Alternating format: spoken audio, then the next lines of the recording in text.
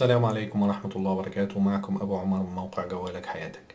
اسمحوا لي أقدم لكم واحد من أفضل البطاريات أو الباور بانك الخاص بشركة أنكر، وأحد الباور بانكس اللي أنا حاططها في الويش ليست بتاعتي إن أنا كنت أشتريها من فترة طويلة. اليوم حصلنا عليه، وكنت بصراحة منتظره من فترة طويلة جدا.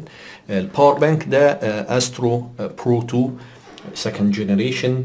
السعة بتاعته 20,000 ملي أمبير، بيعمل بتقنية اي كيو، يحتوي على شاشة ديجيتال بتبين السعة الخاصة بالباور بانك والمتبقي منها. الباور بانك رائع ما شاء الله، لا قوة إلا بالله. حجم العلبة كبير، يدل على اننا هنمسك جهاز وزنه تقيل وجهاز قيم ان شاء الله. الباور بانك ده فيه منه نوعين. النوع الاولاني 20,000 ملي امبير، وفي منه 15,000 ملي امبير، وده بيشحن جميع انواع الموبايلات والتابلتس. في نوع تاني برضو 20,000 ملي أمبير، بيزيد على دوت إن هو بيشحن اللابتوب، يقدر إن هو يشحن بطاريات اللابتوب مرة واحدة. على فكرة ده ممكن يشحن النت بوكس اللي هي البطاريات الصغيرة، أعتقد لحد 19 فولت أو حاجة زي كده. أنا مش متذكر وما كنتش على دراية بيه.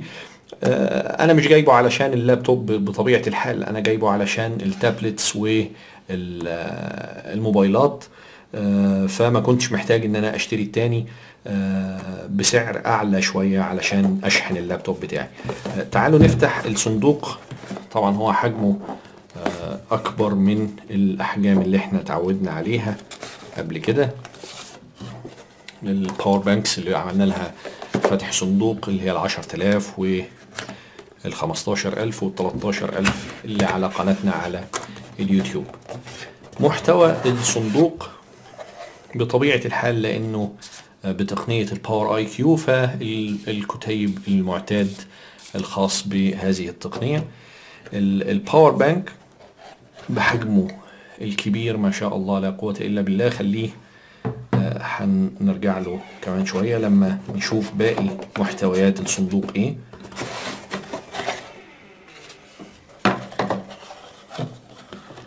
باقي محتويات الصندوق، وده اللي مختلف عن الأجهزة السابقة، إن هو ليه شاحن خاص بيه. يعني الأجهزة السابقة كان هو معاه بيبقى كيبل يو اس بي علشان تقدر تشحن، مايكرو يو اس بي تشحن بيه التليفونات وتشحن بيه الأجهزة، لكن ده معاه الشاحن الخاص بيه، ومعاه كيبل آخر أعتقد إن هو لشحن بعض أنواع النت بوك أو اللابتوب اللي ممكن تشحن بيها، ومعاه الكتيب بتاع التعليمات، نفس الورقة الدعائية الخاصة بإذا كنت سعيد يعني احنا كمان سعداء ونتمنى انك تراسلنا، واذا كنت غير سعيد فيسعدنا ان احنا نستمع لشكواك. ومعاه الغلاف الخاص بيه علشان يقيه من الأتربة والصدمات أو الاتساخ أو غيره. دي أعتقد إنها كل محتويات الصندوق. هنا في حاجة تاني. هنا في مايكرو يو اس بي لشحن الهواتف. دي كل محتويات الصندوق. خلونا بقى نسيب الحاجة دي كلها على جنب ونرجع للباور بانك نفسه.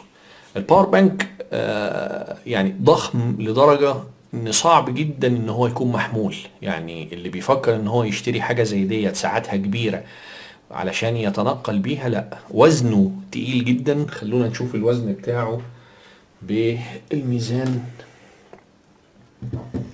الديجيتال بتاعنا.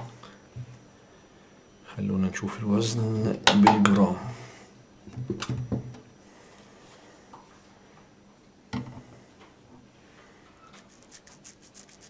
وزن الباور بانك حوالي 486 او 487 جرام، حوالي نص كيلو.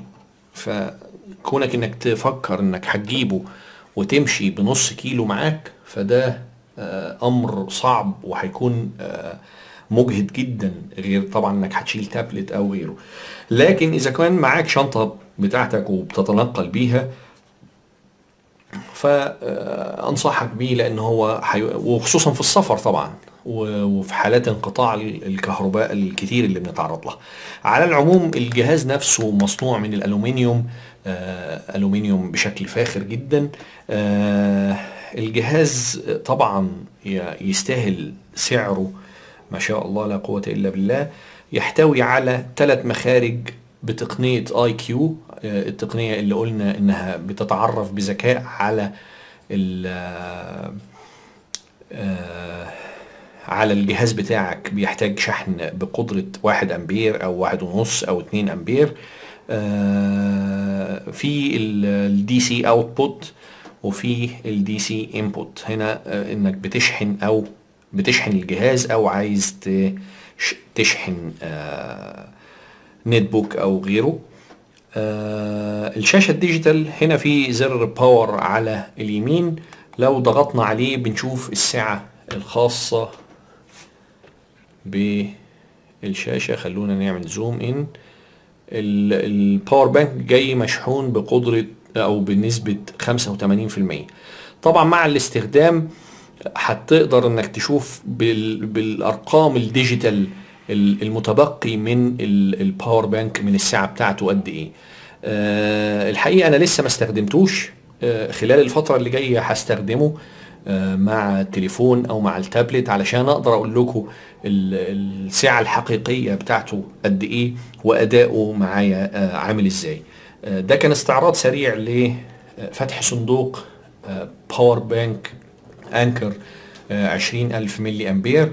بشكركم ونلتقي في فيديوهات اخرى، والسلام عليكم ورحمة الله وبركاته.